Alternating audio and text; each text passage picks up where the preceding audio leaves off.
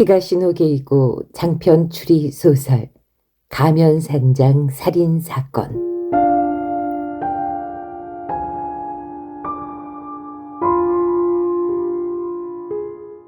제6막 악몽. 1장.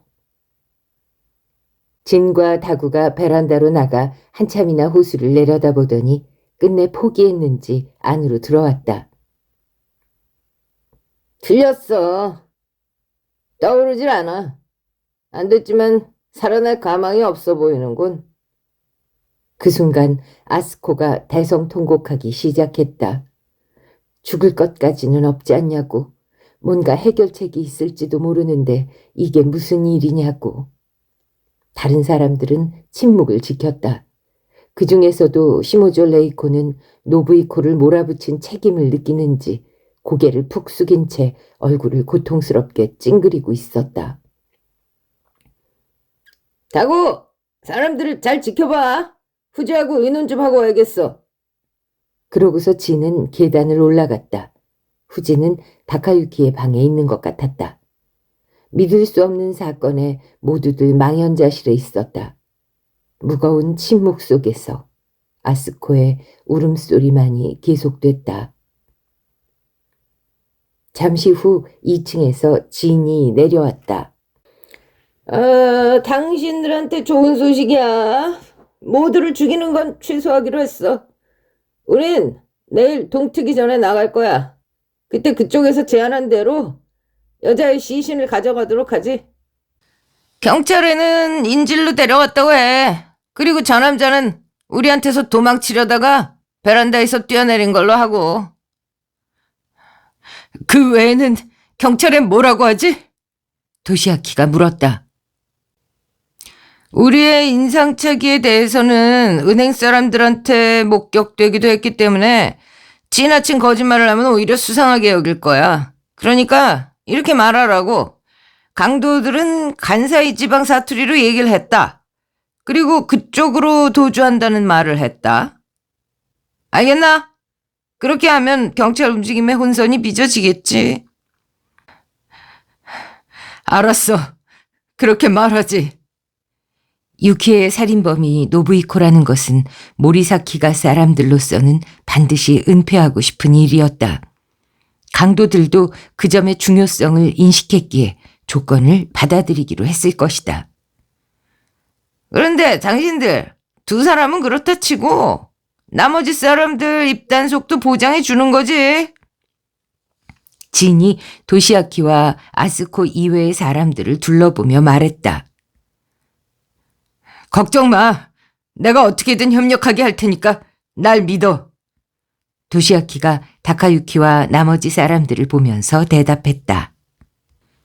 굳이 설득하지 않더라도 다카유키는 이 일을 경찰에 누설할 마음이 없었다. 게이코도 도모미의 원수를 갚았다는 점에서 노부이코에게 동정적인 듯 했고, 기도는 유키에의 범행을 공표하는 일만은 피하고 싶은 눈치니 이 두 사람도 문제가 없었다. 남은 사람은 시모조 레이코다. 하지만 그녀도 경찰의 진상을 밝혀봐야 얻을 게 없었다. 상사가 살인범이라는 사실이 앞으로 그녀 인생에 어떤 영향을 미칠지 알 수 없다. 그러니 도시아키는 설득하느라 그리 애쓰지 않아도 될 것이다. 그럼 우리는 출발할 때까지 잠시 눈을 좀 붙일게. 다구, 오늘 밤은 네가 지켜야겠다. 난 자지 말라는 거야? 다구가 불만스럽다는 듯 코를 벌렁거렸다. 어젯밤에 실컷 잤잖아. 난 여기 온 뒤로 거의 한숨도 못 잤다고. 내가 잔 건 약 때문이잖아. 뭐 때문이든 잠을 푹 잔 건 사실이잖아. 알겠어? 잘 부탁한다. 진이 양주병을 들고 계단을 올라갔다. 이렇게 많은 사람을 혼자서 어떻게 지키라는 거야. 다구가 그렇게 말하자 진이 계단에서 멈춰섰다. 묶여있는데 뭘. 싫어. 화장실도 데려가야 되고 귀찮고 성가신 일은 이제 하기 싫다니까. 기도가 옆에서 낮게 투덜거렸다. 나도 싫어. 넌더리가 난다고. 그래? 그럼 잠깐 기다려봐. 후지의 방으로 들어간 지인이 2, 3분 후에 다시 나왔다. 좋아. 인지를 각자의 방에 넣은 뒤에 밖에서 문을 못으로 박아. 2명 이상이 같이 들어가면 또 무슨 짓 할지 모르니까 1명씩이다. 어? 내일 아침에 그대로 두고 나가면 뭐 이자들이 거래를 헌신짝처럼 팽개친다고 해도 경찰에 신고하기까지는 뭐 시간이 걸리겠지?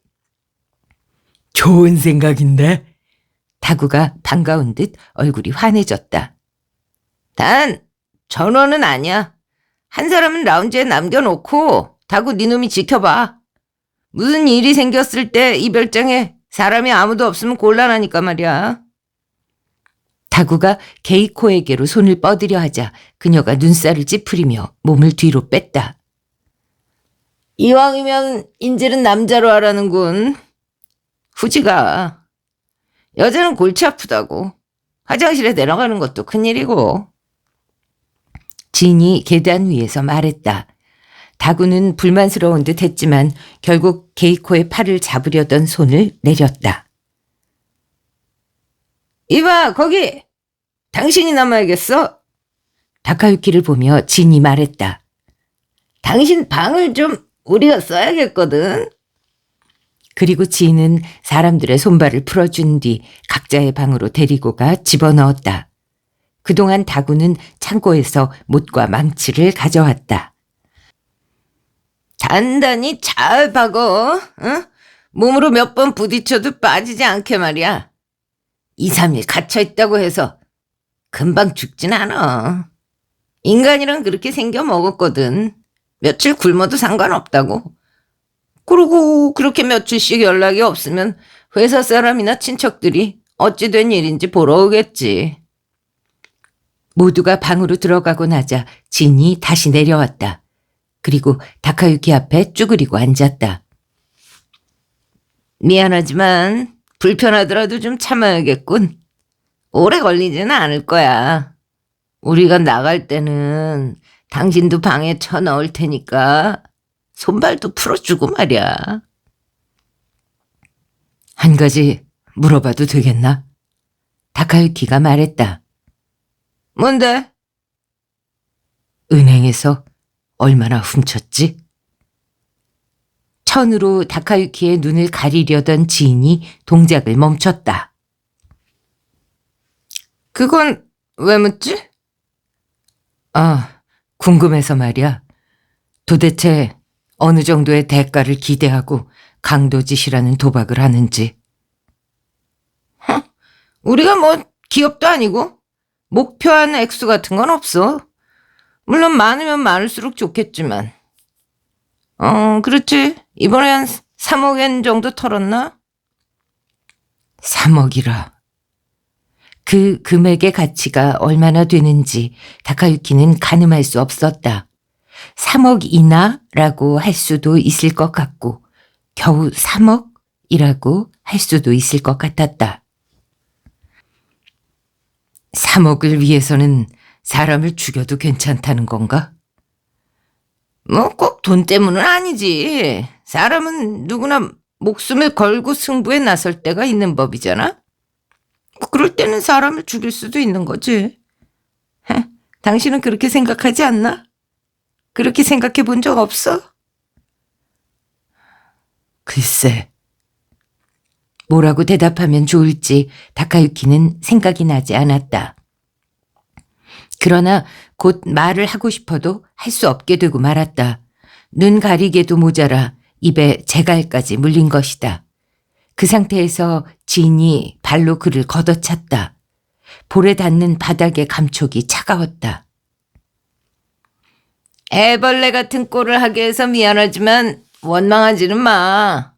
조금 전에도 말했듯이 우리는 당신네들을 다 죽일 각오까지 했었어.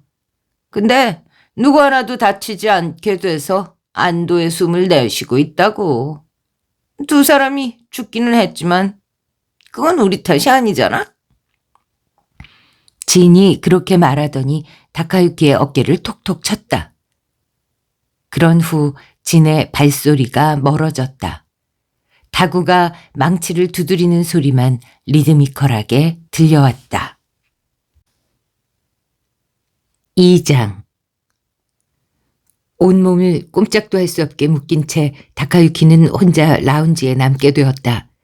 앞도 보이지 않고 다만 풀벌레 소리가 희미하게 들릴 뿐이었다. 옆에서 다구가 지키고 있겠지만 그 기척이 느껴지지 않는 이상 고독하기는 마찬가지다. 대체 뭐가 어떻게 된 건지 다카유키는 지난 이틀 동안 벌어진 일을 다시금 떠올려 보았다. 별장에 도착했을 때까지만 해도 설마 이런 사태에 연루될 줄은 꿈에도 몰랐다. 그러나 다카유키에게 충격적이었던 것은 강도들에게 감금당했다는 사실보다 유키에의 죽음과 그에 얽힌 진상, 그것이었다. 유키에가 도모미를 죽였다.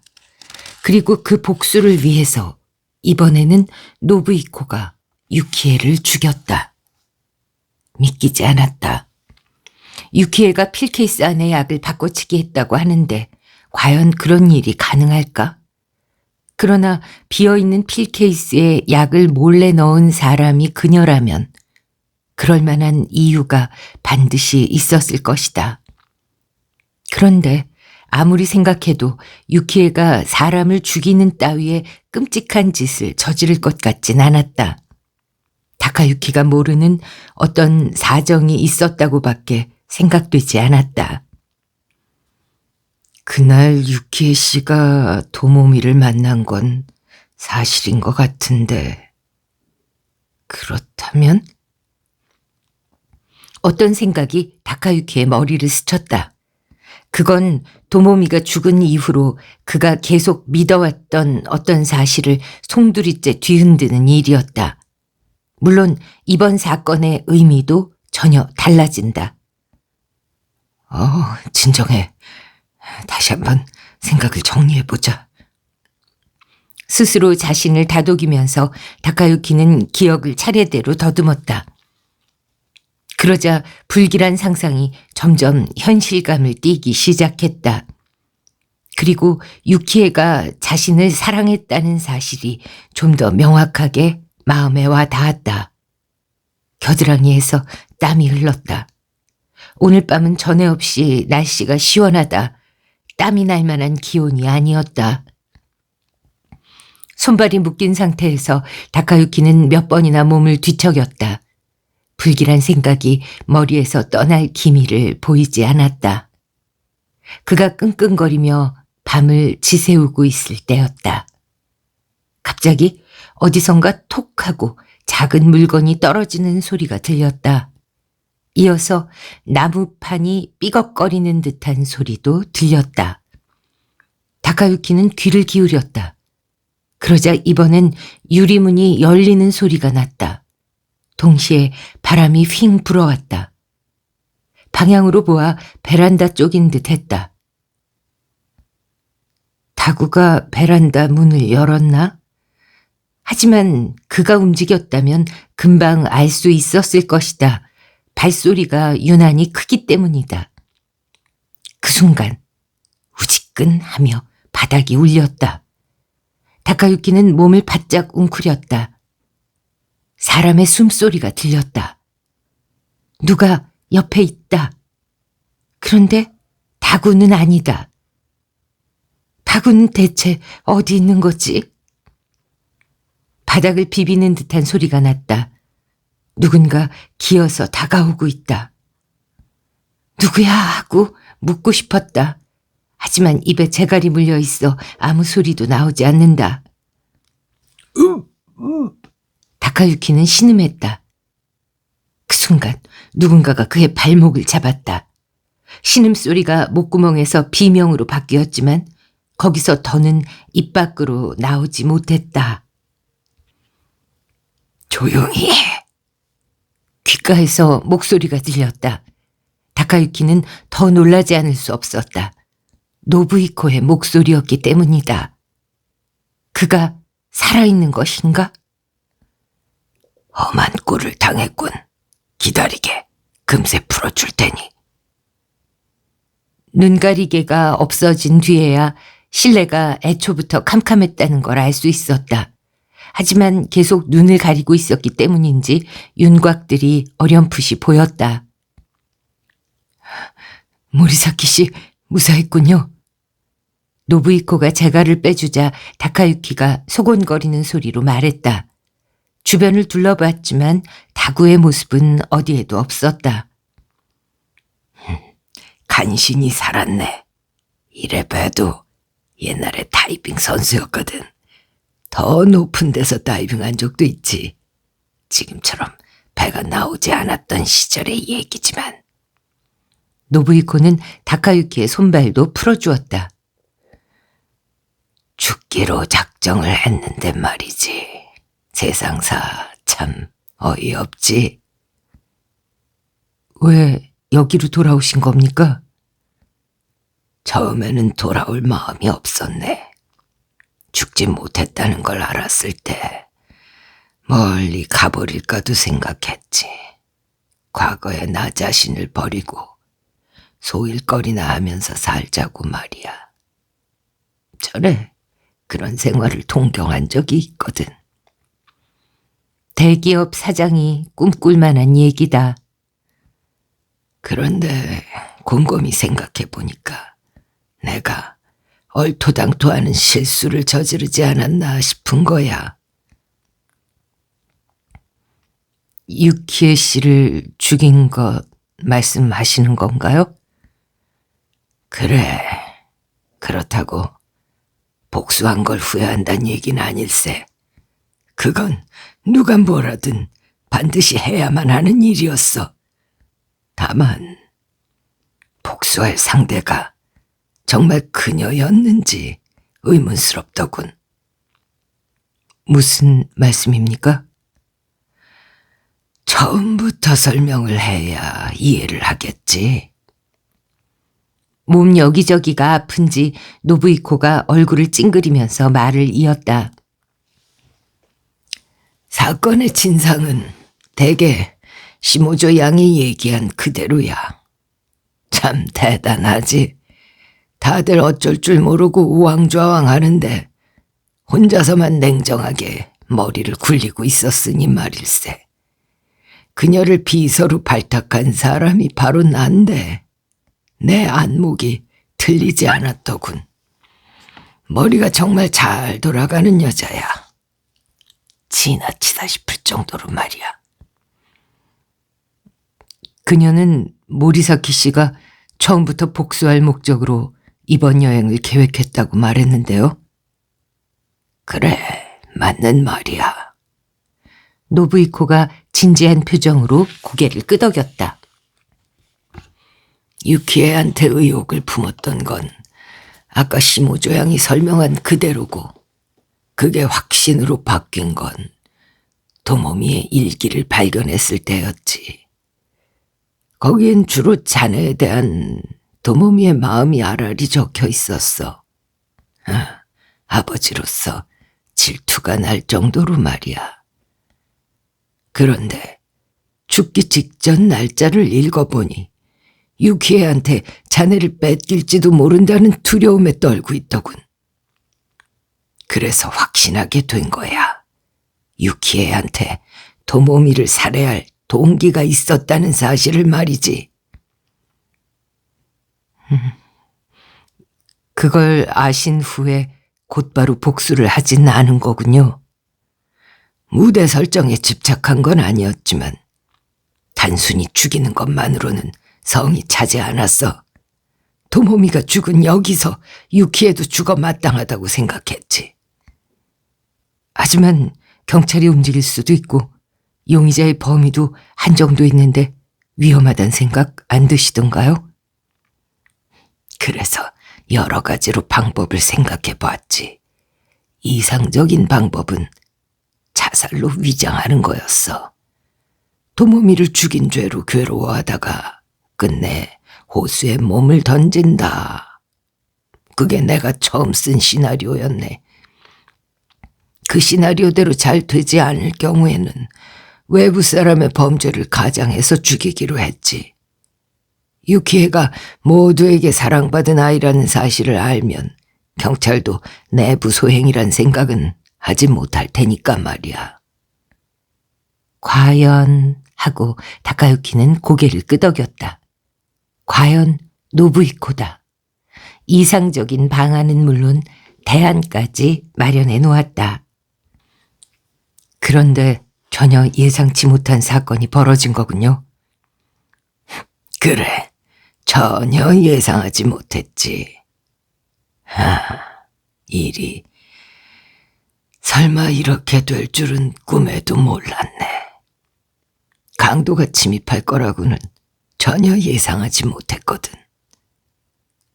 그런데도 복수 계획을 변경하지 않으신 거군요. 아니, 이렇게 복잡한 상황까지 이용하려고 하셨던 건가요?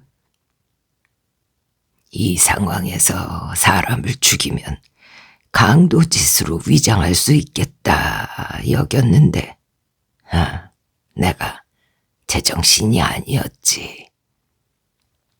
노부이코는 오른손으로 자신의 어깨를 주무르고는 두세 번 목을 돌렸다. 관절에서 우두둑 소리가 났다. 정말 실행하고 보니까 유리할 게 전혀 없더라고. 최대 오사는 외부인의 범죄일 가능성을 깡그리 없애고 말았다는 거야. 생각해보면 당연한 일인데 특수한 환경에서 살인이라는 어마어마한 일을 치르려다 보니 내가 판단력을 잃었던 것 같아. 그래도 일단 목적은 달성했지 않습니까? 일단이라. 그렇군. 그래, 일단은. 노부이코가 우울한 표정을 지었다. 무슨 문제라도 있는 겁니까? 복수할 상대가 따로 있었는지도 모르겠다는 말씀을 하셨는데요. 바로 그거야. 유키를 죽일 때 얘기를 좀 해야겠군. 우선 문을 잠그지 말고 기다리라는 그 메모 말이야. 실은 그 메모에 자네 이름을 썼어. 제 이름을요? 그래. 메모를 쓴 사람이 자네라는 걸 알면 그녀가 적힌 대로 문을 열 거라고 생각했던 거지.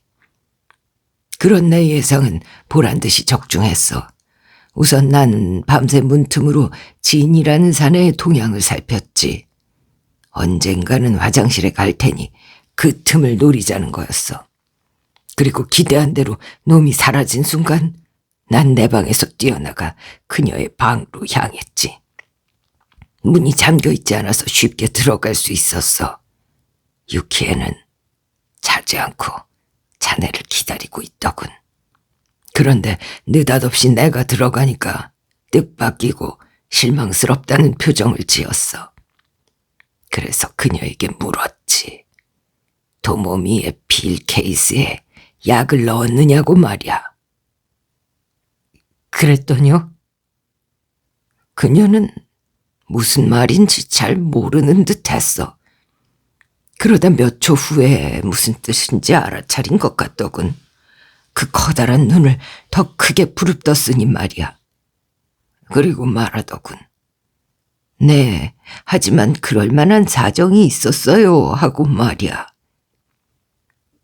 하지만 난 그 사정이라는 걸 듣지 않았어.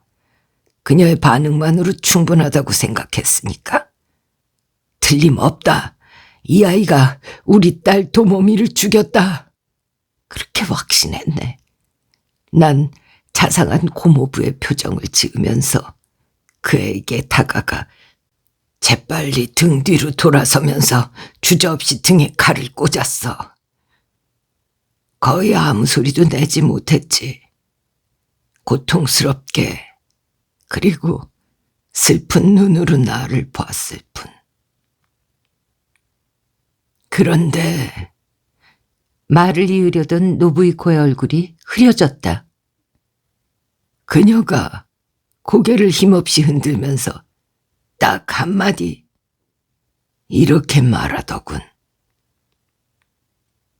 다른 사람이에요. 하지만 죄는 같죠. 이렇게 말이야. 죄는 같다? 그래. 분명히 그렇게 말했어. 그러니까 그녀는 빌 케이스에 약을 넣은 건 인정하지만 죽이려고 한 사람은 자신이 아니라고 말하고 싶었는지도 몰라.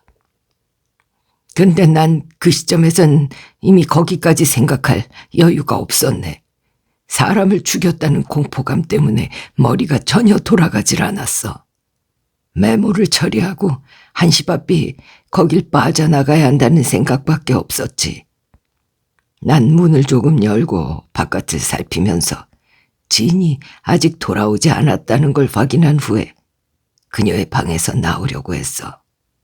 그런데 그때 등 뒤에서 무슨 소리가 나는 거야. 노부이코가 다카유키의 눈을 바라보며 말했다.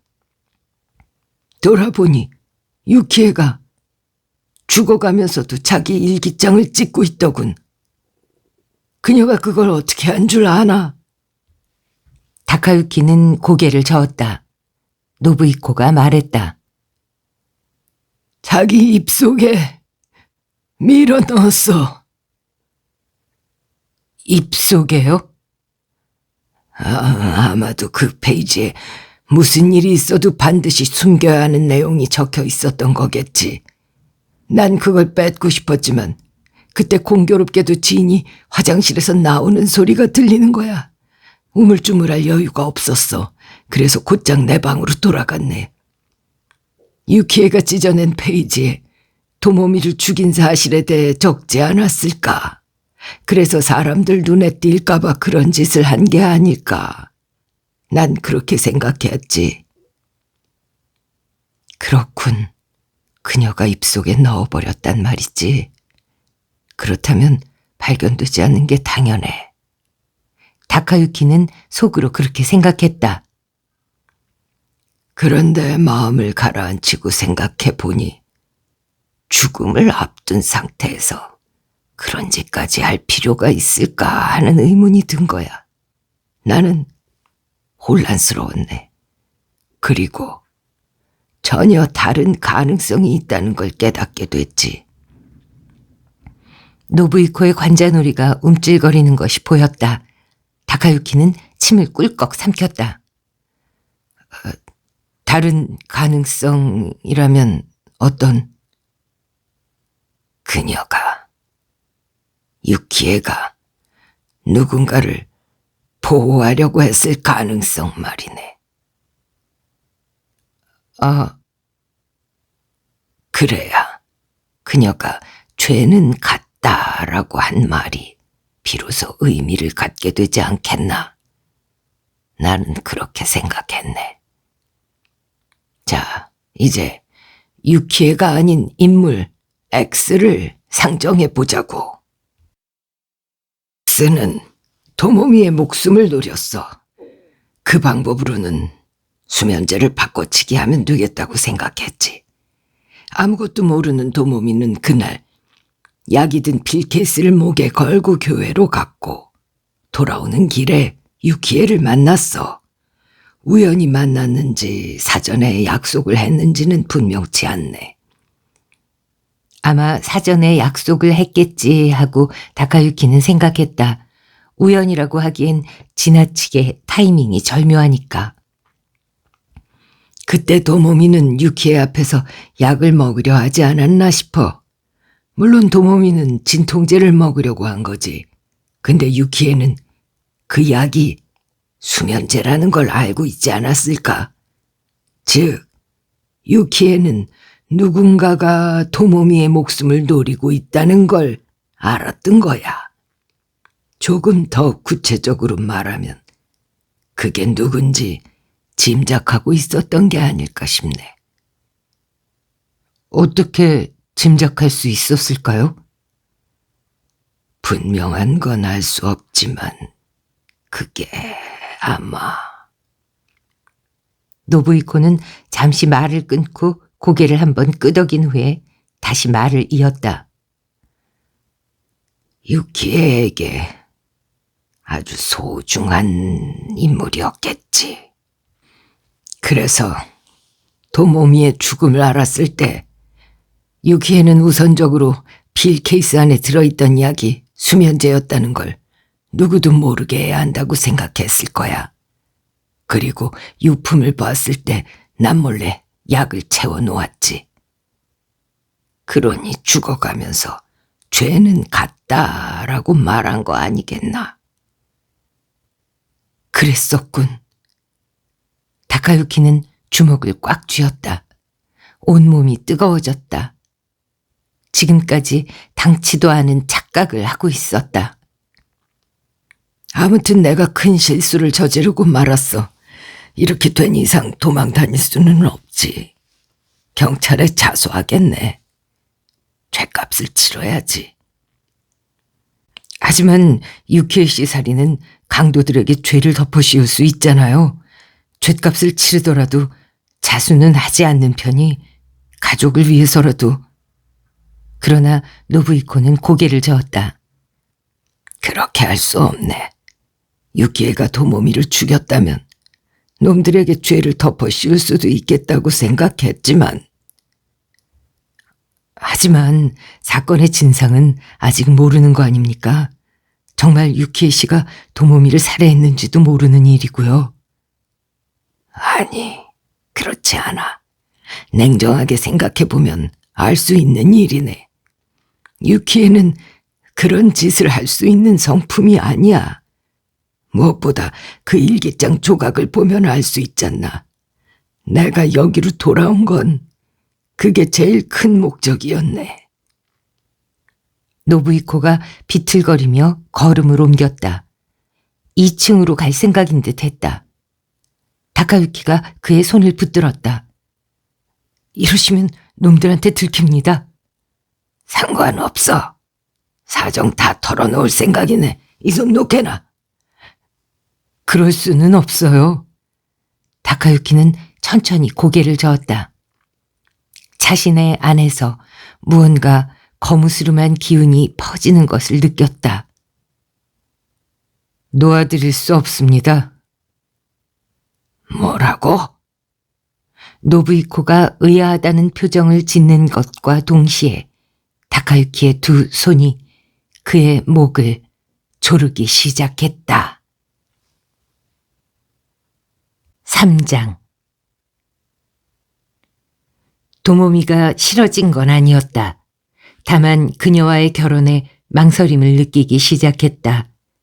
그건 물론 그날, 그러니까 밸런타인데이 다음날 유키에를 만났기 때문이었다.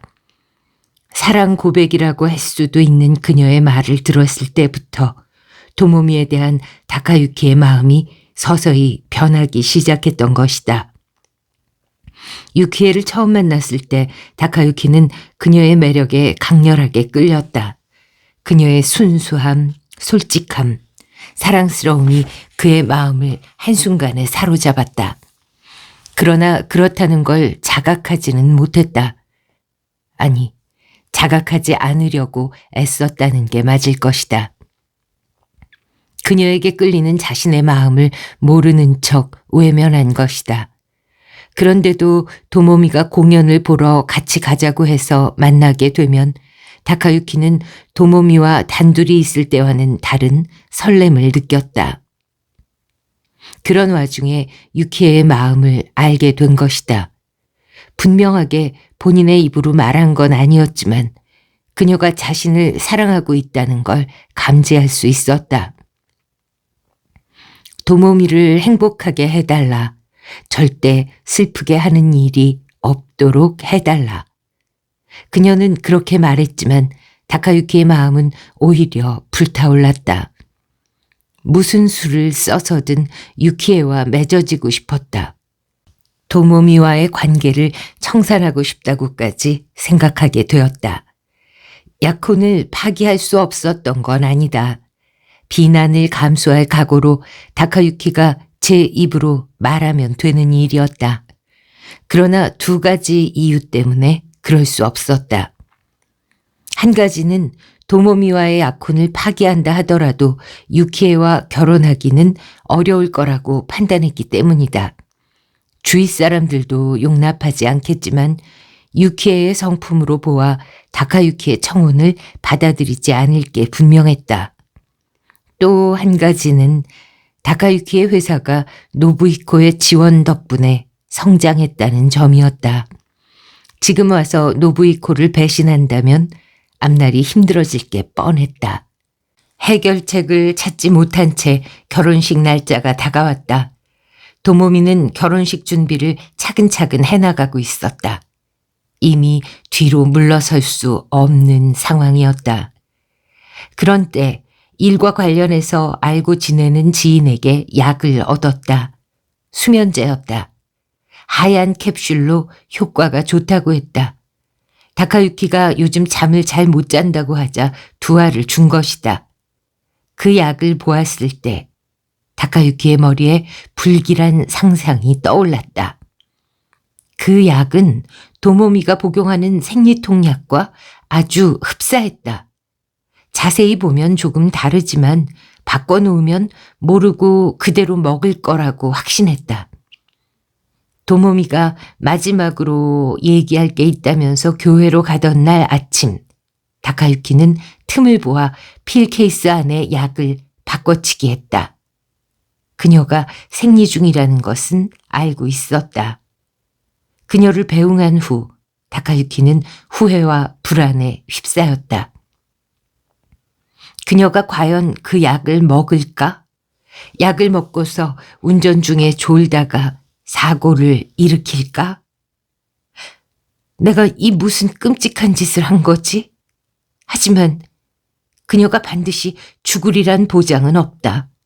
어딘가에서 잠시 잠을 청할 수도 있다. 괜찮다. 죽지 않는다. 그렇게 생각하는 한편으로 어떻게든 일이 잘 풀려서 사고가 났으면 하는 바람도 있었다. 그런 상태였기 때문에 그날은 일이 통 손에 잡히지 않았다. 연락이 조금만 늦게 왔다면 다카유키 쪽에서 교회로 전화를 걸었을지도 모른다. 그런데 연락이 왔다. 불행하게도 라고 해야 할 것이다. 그것은 도모미의 죽음을 알리는 연락이었다. 그 순간 두 가지 감정이 그의 가슴에 움텄다. 자신의 손을 더럽히지 않았다는 안도감, 그리고 이제 모든 일이 잘 풀릴 거라는 기대감. 그럼에도 차를 몰고 도모미의 시신을 인수하러 가는 동안에는 그녀와의 즐거웠던 추억이 떠올랐다. 그 추억은 그의 마음을 격렬하게 뒤흔들었다. 그리고 정신을 차렸을 때 다카유키의 두 뺨에는 눈물이 흐르고 있었다. 도모미를 죽이고 말았다. 다카유키는 죄책감을 느끼면서 경찰서로 달려갔다. 시신을 보지 않아도 되는 것이 그나마 다행이었다. 가령 그녀의 시신에 상처 하나 없었다고 해도 그럴수록 더욱이 똑바로 볼 수 없었을 것이다. 도쿄로 돌아오는 도중에 도모미의 유품을 볼 기회가 있었다. 필 케이스를 들여다본 건 그녀가 수면제를 먹고 죽었는지 확인하고 싶어서였다. 그런데 뜻밖이었다. 케이스 안에는 약이 들어있었다. 하얀 캡슐 2개. 그렇다면 도모미는 아무것도 먹지 않았다는 얘기다. 그때의 기쁨을 다카유키는 말로 표현할 수 없었다. 자신이 도모미를 죽였다고 믿고 있었는데 실제로는 그렇지 않았던 것이다. 도모미는 오로지 정말 사고로 죽은 것이다. 다카유키의 마음속에서 죄책감이 점차 엷어져 갔다. 약혼자를 죽이려 한 행위는 용서받을 수 없겠지만 아무튼 그녀의 사인과는 무관하다. 가슴에 맺힌 응어리가 단숨에 풀렸다. 그래서 다카유키는 이 별장에 와서 게이코의 추리를 듣는 동안에도 평정을 유지할 수 있었던 것이다. 도모미가 누군가에게 살해당했을지도 모른다는 얘기에는 관심이 있었지만 그 범인이 자신은 아니라고 확신하고 있었다. 불안을 느끼기 시작한 건 시모조 레이코의 추리를 들었을 때였다. 그녀는 유키에가 도모미의 필 케이스에 약을 채워 넣었을 것이라고 했다. 그렇다면 도모미가 자신이 준 수면제를 먹었다는 뜻이 된다. 그녀가 먹은 약은 수면제였을까? 진통제였을까? 그리고 노부이코의 말을 들었을 때 마침내 모든 게 명백해졌다. 교회 근처에서 도모미를 만난 유키에는 도모미의 필케이스에 들어있는 약이 수면제라는 사실을 알게 된 것이다. 약을 바꿔치기 한 사람이 다카유키라는 사실도 아마 눈치챘을 것이다. 그래서 그녀는 도모미의 유품을 보았을 때 몰래 약을 채워놓은 것이다. 물론 그런 행동은 도모미를 살해한 범인인 다카유키 자신을 보호하기 위한 것이었다. 아마도 그런 내용이 유키에의 일기장에 쓰여 있었을 것이다. 그래서 죽기 직전에 그 페이지를 어떻게든 숨겨야겠다고 생각한 거다. 그러려면 삼키는 수밖에 없다. 아마 노부이코의 추리가 맞을 것이다. 다카유키는 노부이코의 목을 조르는 손에 힘을 주었다. 이런 일을 하고 싶진 않았다. 하지만 노부이코가 모든 걸 명백하게 밝히면 다카유키의 범행도 표면화될 것이다. 노부이코를 죽여서 다시 한번 베란다 너머로 던져버리면 아무도 진상을 알 수 없다. 노부이코의 눈에 슬픈 빛이 어렸다. 용서하십시오. 다카유키는 고개를 돌리고 두 손에 더 힘을 주었다.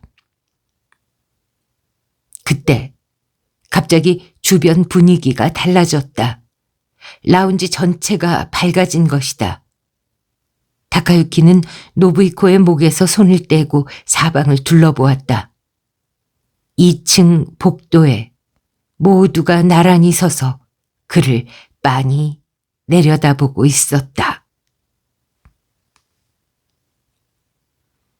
4장. 무슨 일이 벌어진 것인지 다카유키는 상황을 전혀 파악할 수 없었다. 아스코와 도시아키와 게이코가 감정 없는 눈으로 자신을 바라보고 있었다. 발치에는 노부이코가 목이 졸린 탓에 컥컥거리고 있다. 여보, 괜찮아요? 아스코가 계단을 내려와 노부이코 옆으로 뛰어왔다. 괜찮아. 사람이 어디 그렇게 쉽게 죽나? 숨을 고르려는 듯 어깨를 들먹거린 후 노부이코는 다카유키를 올려다보았다. 역시 자네가 도모미를 죽였나? 아니요. 다카유키는 뒤로 물러나면서 나란히 선 사람들의 얼굴을 차례대로 보았다. 머릿속이 혼란스러웠다. 자신이 놓인 상황을 이해할 수가 없었다. 솔직하게 말해요. 당신이 수면제를 넣었던 거죠. 그래서 도모미가... 게이코가 그렇게 말하고는 입술을 깨물었다. 아니야. 그건 아니라고. 뭐가 아니라는 거지? 우리 아버지까지 죽이려 한 놈이! 그러니까 그게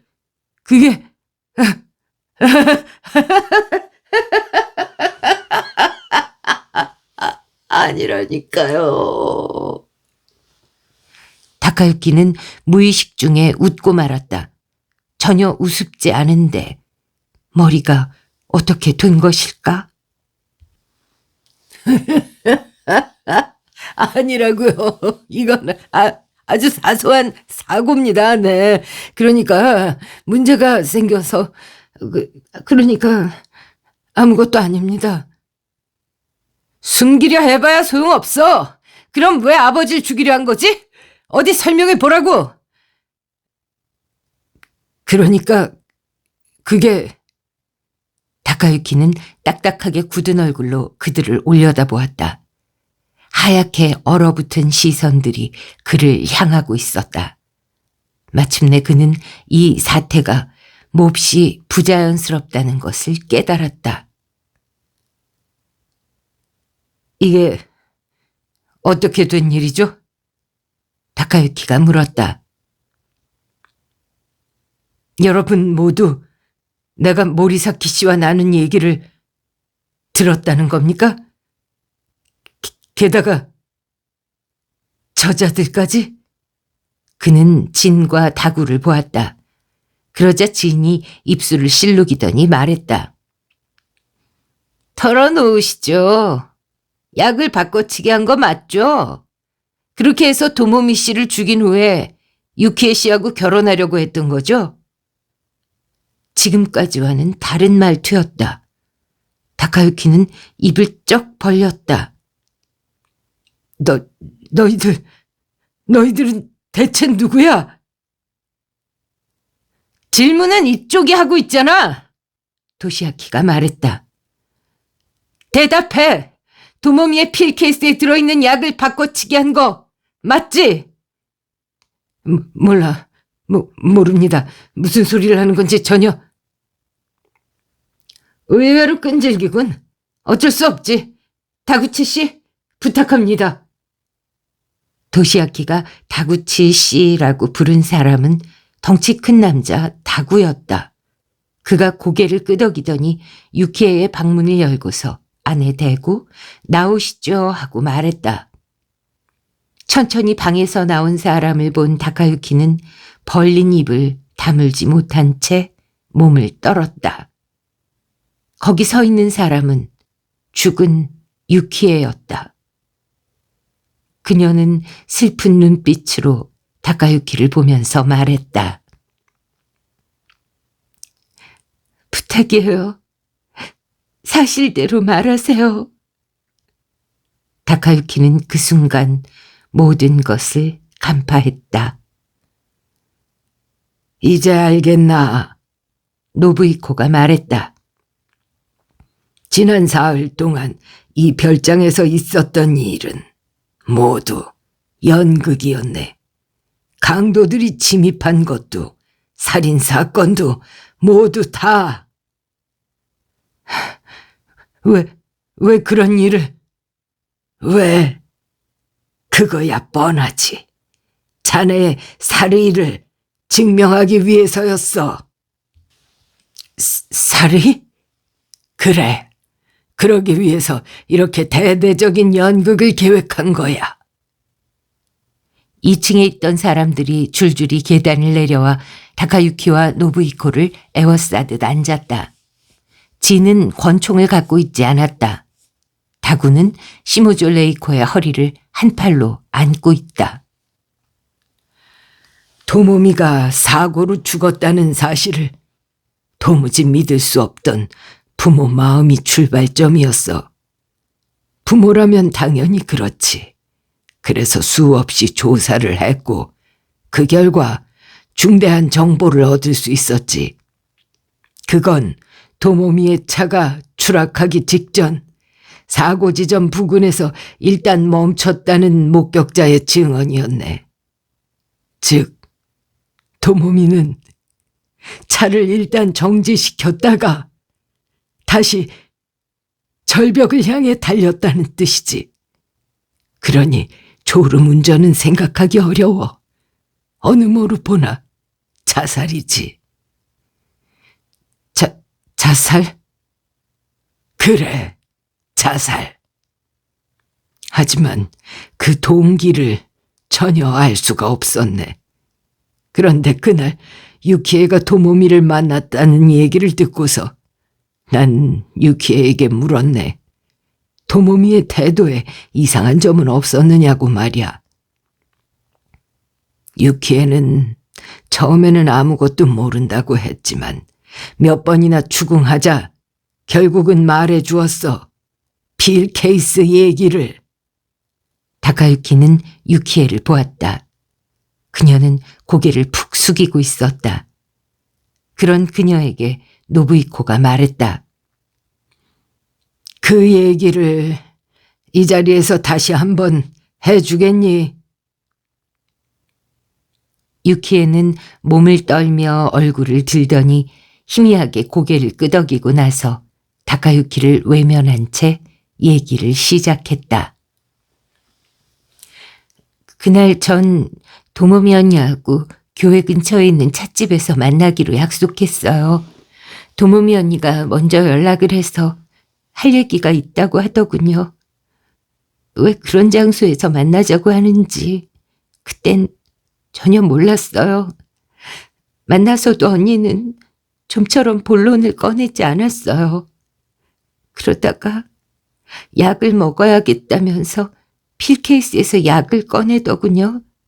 무심결에 그 약을 본 저는 깜짝 놀랐어요. 그 약은 진통제가 아니었기 때문이죠. 아주 비슷하게 생겼지만 전혀 다른 약이었어요. 제가 그 얘기를 했더니 언니가 깜짝 놀라는 얼굴을 하더니 이내 억지로 웃는 표정을 지었어요. 그리고 말하더군요. 어머나 정말이네. 내가 잘못 넣었나 봐. 그렇게요. 언니는 결국 그 약을 먹지 않았어요. 제가 우연히 언니가 먹는 약하고 똑같은 약을 갖고 있었거든요. 그래서 두 알을 언니한테 줬죠. 그런데 도모미 언니는 그때부터 정신이 다른 데 가 있는 것 같고 안색도 몹시 안 좋았어요. 헤어질 때 언니한테 나 만나서 하려던 말이 뭐였었냐고 물었더니 아무것도 아니라고만 했어요. 먹지 않았다고? 도모미가 수면제를 먹지 않았다는 말인가? 아스코가 끼어들었다. 유키에한테 이 얘기를 들었을 때 퍼뜩 깨달았어요. 도모미는 자신의 약을 바꿔치기 한 범인이 누군지 알았던 거예요. 다카유키 씨, 당신이죠? 다카유키는 대답하지 않았다. 이미 부정해봐야 무의미할 것이다. 가엾은 그 애는 이 세상에서 가장 소중하게 여기는 사람한테 살해당할 뻔했어요.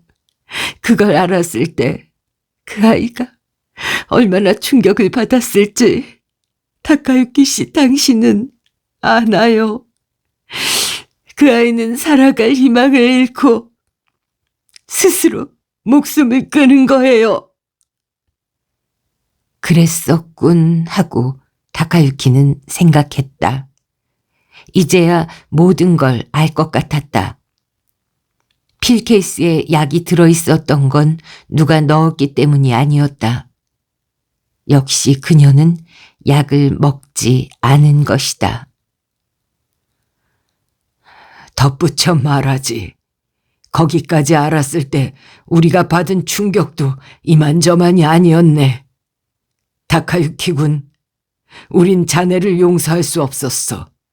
어떻게든 복수를 해야겠다고 생각했지.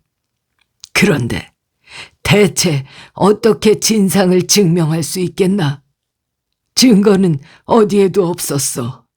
증인도 없었고 무엇보다 도모미의 죽음은 자살이지 자네에게 살해당한 게 아니었네. 살해당한 것과 다름없다고는 하지만 말이야. 그래서 이런 연극을 우리가 알고 싶었던 건 자네한테 살해가 있었느냐 없었느냐 하는 점이었네. 그걸 증명하기 위해서는 자네가 도모미의 죽음을 비밀로 지키기 위해 또 다른 사리를 품을지 어떨지 그걸 지켜보는 방법밖에 없었지. 상황을 거기까지 만들어 가느라고 고생이 많았어. 연극을 좀 아는 아내는 그렇다 치더라도 나나 도시아키의 연기는 엉망이었지. 아닙니다. 전혀 그렇지 않아요. 훌륭한 연기력이었습니다. 누구의 목소린가 했더니 다구가 웃음을 머금고 있었다. 소개하지. 내가 고문으로 있는 극단의 다구치 단장님이네. 그리고 진노군. 다구와 진이 머리를 숙였다. 그리고 시모조 양과 기도군. 초보자들만 있어서는 불안하니까 중요한 역할은 다 프로에게 맡겼네. 그리고 두 사람 더 있습니다. 다구치가 말했다. 경찰역의 두 사람이요. 아, 그렇군. 그 두 사람이야말로 보이지 않게 큰 역할을 해주었지. 후지 역을 하고 전화를 걸고 베란다에서 뛰어내린 나를 살려내고 하느라고 말이야. 하지만 이렇게까지 멋지게 해낼 수 있었던 건 역시 게이코 씨의 각본이 훌륭했던 덕분이죠. 정말 멋졌습니다. 진노가 그렇게 말하자 게이코가 희미하게 미소를 지었다. 다카유키는 그런 대화를 나누는 그들을 멍하니 바라보았다. 모든 것이 현실처럼 여겨지질 않았다. 아니, 실제로 모든 게 허구였다. 그리고 지금 이렇게 자신이 모든 걸 잃었다는 사실, 그것만이 현실이었다. 내가 아까 증거가 하나도 없다고 했는데 노부이코가 다카유키를 내려다보면서 말했다. 자네로서는 한 가지 의문스러운 점이 있었을 거야. 얘 필 케이스에 들어있는 양 말이지. 도모미가 먹지 않았다면 자네가 바꿔치기 한 수면제가 그대로 남아 있었어야 하지. 결정적인 증거는 될 수 없어도 물적 자료의 하나는 될 수 있을 테니까 말이야. 우리가 왜 그걸 경찰에 제출하지 않았는지 궁금하지 않나? 듣고 보니 그랬다. 그 약은 어디로 갔을까? 다카유키가 고개를 들었다. 다른 약이었어. 수면제가 아니었다는 말이네. 안에 들어있던 약은 진통제였어. 네? 그러니까 도모미는 유키에게서 받은 약을 필 케이스에 넣고 수면제를 버린 거야. 그런 상태에서 자살을 한 거네. 왜 그 아이가 그렇게까지 했는지 자네는 알겠나? 다카유키는 고개를 저었다. 머릿속이 하얘서 생각할 기력도 없었다. 그래, 모르겠지. 도모미는 말이야. 자네가 살인 혐의를 받지 않도록 하기 위해서 그랬던 거야. 그런 일을 당했으면서도 자네를 보호하려고 한 거지. 자네가 죽이려 했던 도모미는 그런 아이였네. 다카유키는 위가 밀려오는 듯한 감각을 느꼈다. 심장의 고동이 빨라지고 귀에서는 윙윙거리는 소리가 났다. 숨을 쉬기 힘들 정도였다. 자네의 살의를 증명하기 위한 연극은 이제 끝났네. 동시에 우리의 복수도. 노부이코가 그렇게 말하고서 모두를 향해 몸을 빙그르르 돌렸다. 자, 이제 우리는 쉬기로 합시다. 이건 정말 피곤하군. 큰 무대였으니까 말이죠. 지인이라 불렸던 남자가 말했다. 게이코 씨, 이거 무대용으로 다시 쓰겠다고 한 얘기 잊으면 안 됩니다. 아무튼 자야겠어. 모두가 계단을 올라갔다. 다카유키만이 라운지 한가운데에 앉아 있었다. 미안하지만 자네 방은 이제 없네.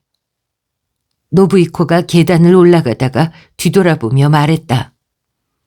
자네 짐은 현관에 내다 놨네. 잠깐은 쉬었다 가도 좋지만 동이 트기 전엔 사라져 줬으면 하네. 그리고 영원히 우리 앞에 나타나지 말게나. 알겠나? 발소리가 멀어지고 문들이 닫히는 소리가 났다. 바로 옆에서 사람의 기척이 느껴져 다카유키는 고개를 들었다. 유키에가 서 있었다. 왜?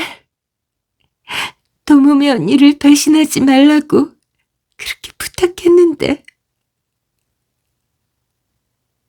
다카유키는 바닥에서 일어나 이제 막이 내렸잖아 하고는 걸음을 내디뎠다. 별장을 나설 때 누군가가 보고 있는 것 같아 뒤돌아보았다. 그러나 아무도 없었다. 그리고 여기 왔을 때는 분명히 있었던 현관문 위의 가면도 이미 사라지고 없었다.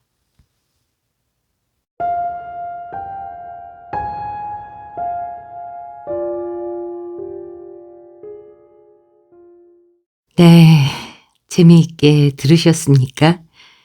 히가시노 게이고처럼 다작을 하는 작가가 이렇게 많은 수작을 내놓는 것은 정말 전 세계적으로 유례가 별로 없는 경우죠. 근데도 그 수많은 작품들 중에서도 더더욱 사랑받았던 작품 꼽으라면 절대 빠지지 않는 것이 가면산장 살인사건. 이번에 소개해드린 이 작품입니다. 책으로 읽으면서도 재미있었고요. 이 사람인가? 저 사람인가? 뭐 이러면서 읽었단 말이에요. 그런데 이제 결국 결말을 알게 된 후에 다시 낭독을 하다 보니 와, 이 사람이 히가시노 말입니다. 얼마나 철저하게 세밀하게 그러나 처음 후루룩 읽는 독자는 절대 눈치챌 수 없는 그런 복선들 혹은 실마리들을 찔끔찔끔 이렇게 잘 숨겨두었는지 정말 감탄하면서 읽었고요. 그리고 또 읽고 있는 저 자신이 결말을 알고 있다 보니 혹시라도 낭독하는 연기를 할 때 그 본성을 알고 이렇게 아무튼 제가 또 연기로 스포를 하지 않게 하려고 굉장히 노력을 했습니다. 그리고 장시간 녹음을 하다 보니까 도서관에서 이제 반납 독촉이 너무 와가지고 당분간 연체 때문에 책을 빌릴 수 없을 만큼 돼버렸는데요. 어쨌든 급하게 몰아서 녹음하다 보니까 또 밖에서 소음이 들리면 멈추기도 하는데 요번에는 막판에 이렇게 저희 집이 북한산 부근인데 봄철 가지치기를 하나 봐요. 그래서 톱이 윙윙 돌아가는 소리 이런 거 피해서 녹음을 할 수가 없어서 잡음이 조금 섞였다. 그런 부분 죄송하게 생각을 합니다. 네, 김난주 번역가의 번역도 좋았고요. 원작이 원래 좋았고요. 네, 그리고 들어주시는 여러분의 그 청취해 주시는 집중력이 일단 무엇보다도 놀랍기 때문에 다들 재미있게 들으셨으리라고 저는 감히 확신을 해봅니다. 짧은 댓글이라도 댓글 주시는 거, 좋아요를 눌러주시는 거, 그리고 이렇게 공유해 주시는 거 있죠? 그게 굉장히 제 채널에 도움이 된다고 합니다. 여러분께서 안잡이 좀 도와주세요. 그동안 집안 사정으로 좀 열심히 못했더니 여러분은 알 수 없는 저만 아는 어떤 그 보고서가 있는데요. 완전히 다 하락 곡선, 네, 아주 급 강화 중입니다. 제가 전에 잘 몰라서 댓글 대신 점 하나만 찍어달라고 부탁드렸는데, 그거 절대 안 된대요. 그러니까 잘 들었습니다. 5글자, 뭐 좋아요 3글자, 네, 그 정도만이라도 좀 부탁을 드리고요. 그 다음에 나는 쿠팡에서 쇼핑을 즐겨 하신다 하는 분들은, 안잡이 채널에 이렇게 작품과 관련 있는 상품만 올리거든요. 그런 상품이 있습니다. 여러분이 구매하시려는 상품이 전혀 아니에요. 그런데도 개를 타고 쿠팡에 가서 쇼핑을 하시면요. 안잡이가 유튜브가 받는 수익의 또 6%를 받게 됩니다. 그것도 조금은 저희 채널에 도움이 되거든요. 네, 그래서 여러분들께 이렇게 많은 부탁을 드리는 안잡이입니다. 도와주시고요. 또 저는 열심히 좋은 책 찾아서 낭독해 드리도록 하겠습니다.